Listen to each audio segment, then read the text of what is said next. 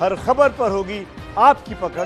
Download कीजिए ABP live app. देश में कोरोना मरीजों की संख्या 50,000 के पार पहुंच चुकी है। ये सिचुएशन डराती है। पूरा हिंदुस्तान बस यही जानना चाहता है कि देश से कोरोना कब खत्म होगा। देखिए, यही सवाल एबीपी न्यूज भी लेकर आया। एबीपी न्यूज के संवाददाता प्रणय उपाध्याय ने यह सवाल एम्स के निदेशक से पूछा है। देखिए मेरे पीछे क्या लिखा हुआ है, इसलिए इस खबर को हमने यही नाम दिया है, जून जुलाई में दिखेगा असली कोरोना। एम्स के निदेशक रणदीप गुलेरिया की कही बात को ध्यान से सुनिए और सावधानी बरतिए। कोरोना कब खत्म होगा? देश के इस सबसे बड़े सवाल को लेकर एबीपी न्यूज संवाददाता देश के सबसे बड़े अस्पताल एम्स के सबसे बड़े डॉक्टर के पास पहुंचे। एबीपी न्यूज के सवाल पर एम्स के निदेशक रणदीप गुलेरिया ने जो कहा वो सबको ध्यान से सुनना चाहिए। जानकारों का कहना है कि फिलहाल भारत में पीक आना बाकी है। आपका असेसमेंट क्या है, कब तक भारत में पीक एक्सपेक्ट किया जा सकता है? तो अभी तो केसेस बढ़ रहे हैं, पीक तो आए गए। ये मॉडलिंग डेटा पे है, कई लोगों ने अपनी अपनी मॉडलिंग करी, इंडियन एक्सपर्ट्स भी हैं, इंटरनेशनल एक्सपर्ट्स भी हैं। ज़्यादातर लोगों का मानना है कि जून जुलाई में पीक आ सकता है। कुछ लोगों ने इससे पहले भी कहा है, कुछ ने कहा कि अगस्त तक भी जा सकता है।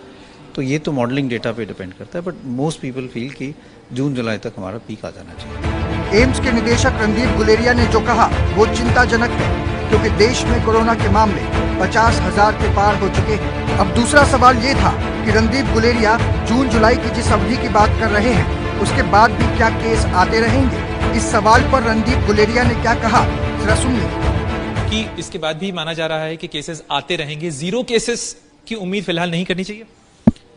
तो ये जो है ये लंबी लड़ाई है। ऐसा नहीं है कि जब पीक निकल जाएगा और केसेस कम हो जाएंगे तो कोरोना एकदम खत्म हो जाएगा।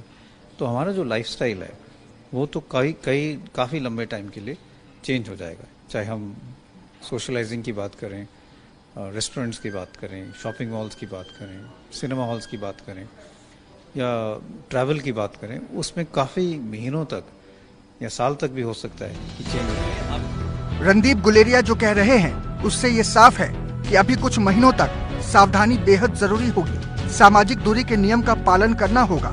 थोड़ी सी भी लापरवाही कोरोना के खतरे को बढ़ा सकती है।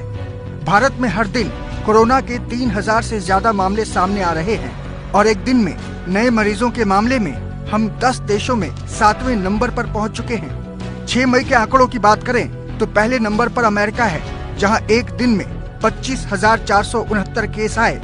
ब्राजील में 11,896, रूस में 10,559, ब्रिटेन में 6,111, फ्रांस में 3,640, पेरू में 3,628 और भारत में एक दिन में 3,601 केस आए।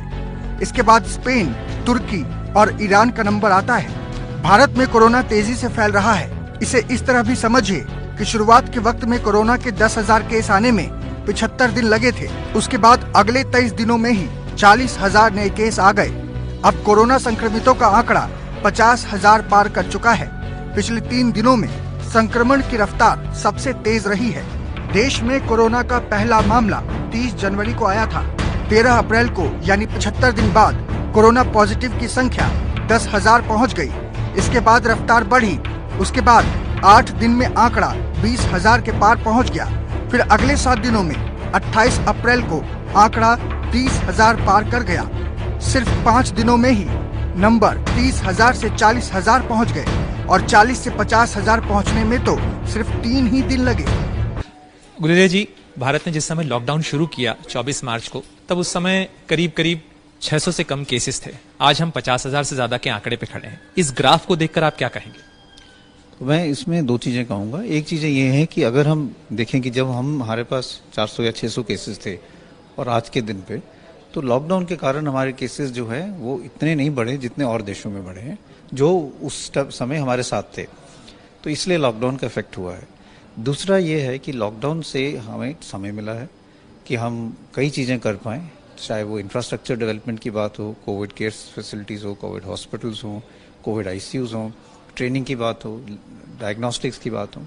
हम 1,000-2,000 टेस्ट रोज कर रहे थे, अब हम 80-90 हज़ार टेस्ट कर रहे हैं।